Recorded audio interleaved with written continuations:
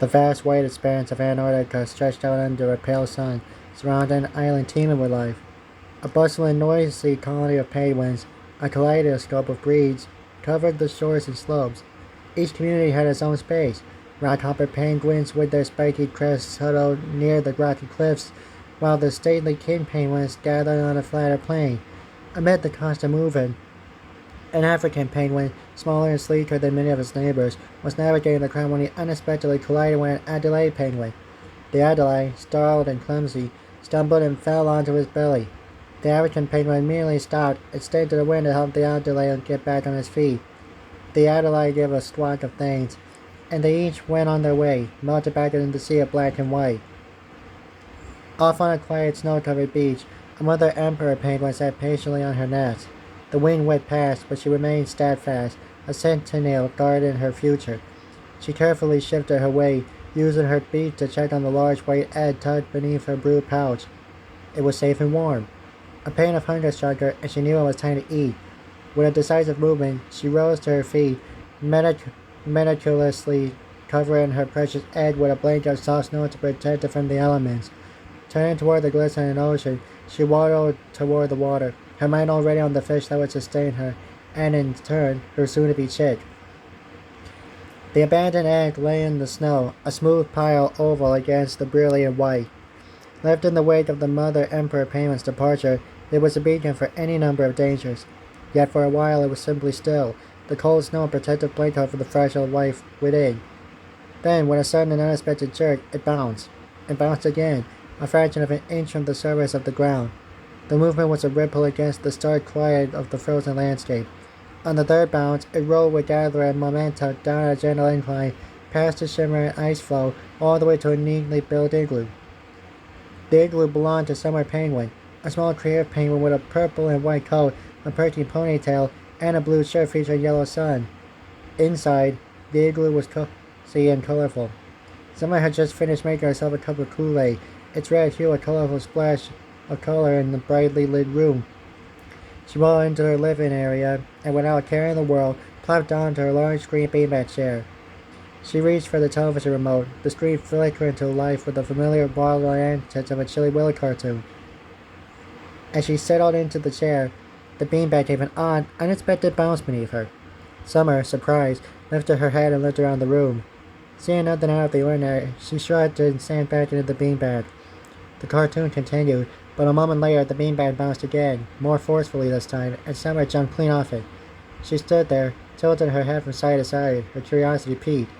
The beanbag was just sitting there, but it had definitely moved.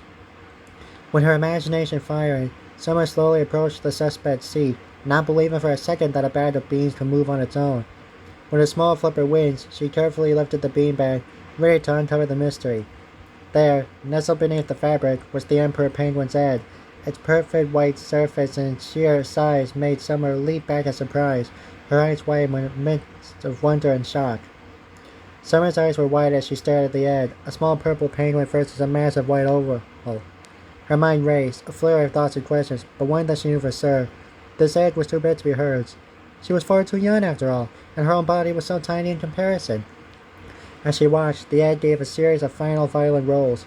First, a pair of small, gray fluffy feet popped out from a crack. The feet wiggled, touching the ground before the rest of the egg began to break away. A tiny chick with a coat of soft, silvery down emerged, shaking itself free of the last shell fragments.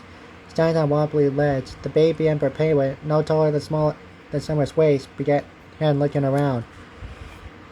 His gaze settled on Summer. A high-pitched, excited squeak filled the igloo, and the baby penguin waddled over to her, a single-minded determination in his small eyes.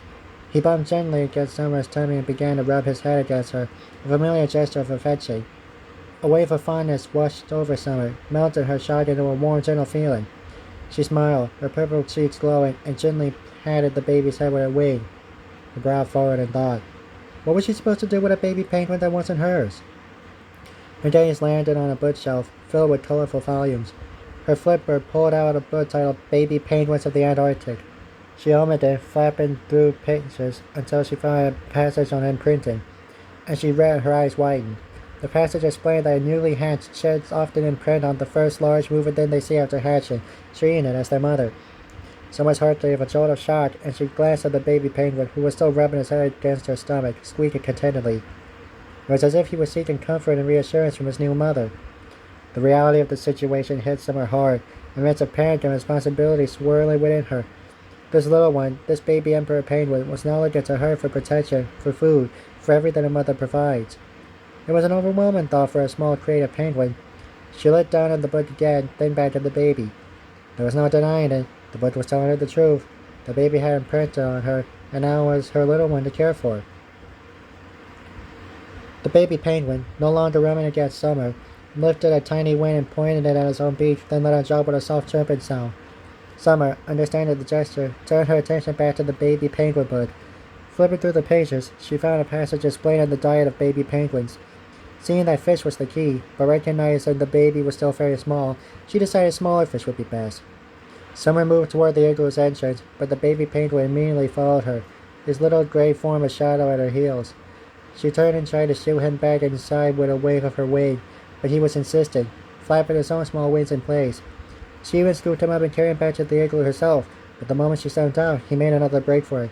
A short, circular chase ensued around the entrance, ended with Summer scooping him up once more. Giving up the idea of leaving him behind, she gently set him down and made a "follow me" gesture with her wing, leading him toward the distant glare of the ocean. She found a quiet sheltered pond where some small fish were playing, leaping playfully over each other in the clear water.